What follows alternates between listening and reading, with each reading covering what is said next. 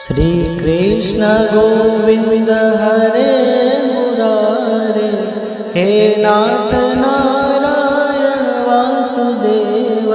श्री कृष्ण गोविंद हरे मुरारे, हे नाथ नारायण वासुदेव। हे नाथ नारायण वासुदेव, हे नाथ नारायण वासुदेव, हे नाथ नारायण वासुदेव, हे नाथ नारायण। नमस्कार, आप सभी का बहुत बहुत स्वागत है हमारे श्री उदासी दरबार चैनल पर। यदि आप पहली बार आए हैं तो हमारे चैनल को सब्सक्राइब करें, जिससे हमारे द्वारा हर कथा अपलोड की हुई आपको सरलता से प्राप्त हो। कार्तिक मास शुक्ल पक्ष की प्रबोधिनी एकादशी का महात्म्य। आषाढ़ शुक्ल पक्ष की एकादशी को देव शयन करते हैं, भाव भगवान विश्राम करते हैं, इसलिए इसे देवशयनी एकादशी कहते हैं। और कार्तिक शुक्ल पक्ष की एकादशी के दिन भगवान जागृत होते हैं, इसलिए इसे देवोत्थान, देव उठनी एकादशी अथवा हर प्रबोधनी एकादशी भी कहते हैं।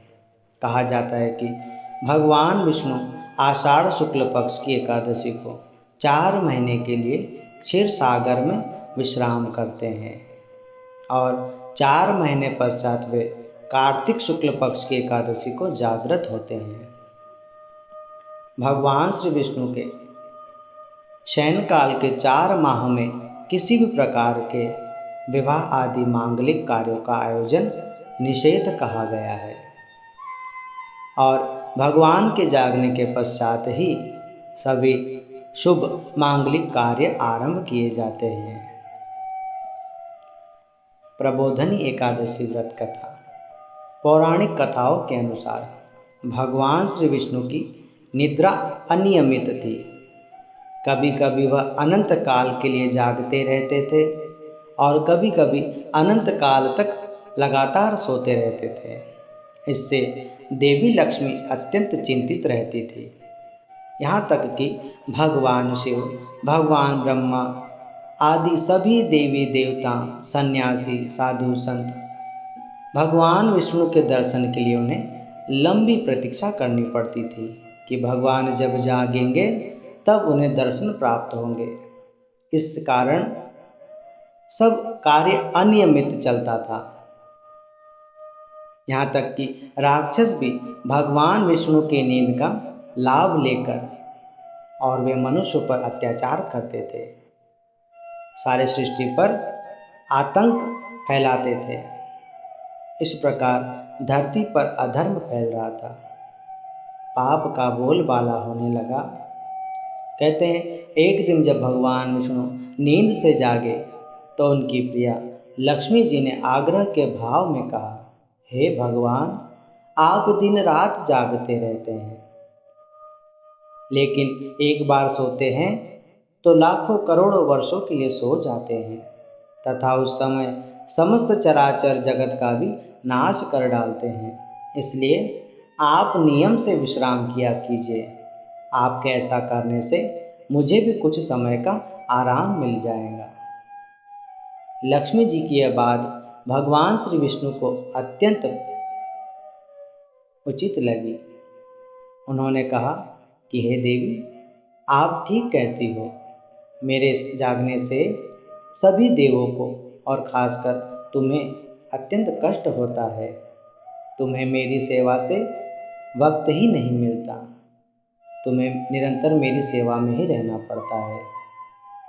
इसलिए आज से मैं प्रत्येक वर्ष 4 महीने वर्षा ऋतु में शयन किया करूँगा।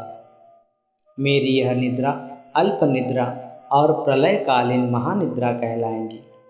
यह मेरी अल्प निद्रा मेरे भक्तों के लिए परम मंगलकारी रहेंगी। इस दौरान जो भी भक्त मेरे शयन की भावना कर मेरी सेवा करेंगे, मैं उनके घर तुम्हारे समेत निवास करूँगा। कार्तिक मास के शुक्ल पक्ष की एकादशी को तुलसी पूजन का उत्सव पूरे भारतवर्ष में मनाया जाता है। कहा जाता है कि कार्तिक मास में जो मनुष्य तुलसी का विवाह भगवान शालिग्राम से करते हैं, उनके सभी जन्मों जन्मों के पाप नष्ट हो जाते हैं। और कार्तिक मास में स्नान करने वाली महिलाएं कार्तिक शुक्ल पक्ष की एकादशी को भगवान शालिग्राम और श्री तुलसी जी का विवाह रचाती हैं। वे समस्त विधि विधान पूर्वक गाजे बाजे के साथ एक सुंदर मंडप, कई जगह पर गन्ने का मंडप भी बनाया जाता है और यह विवाह कार्य बड़े सुंदर भव्य तरीके से संपन्न किया जाता है। विवाह के समय कई महिलाएं गीत तथा भजन भी गाती है। मगन भई तुलसी राम गुण गाय के, मगन भई तुलसी सब को चली डोली पालकी रथ जुड़वाए के, साधु चले पाए पैया चीटी सो बचाए के, मगन भई तुलसी राम गुण गाय के, मगन भई तुलसी राम गुण गाय के।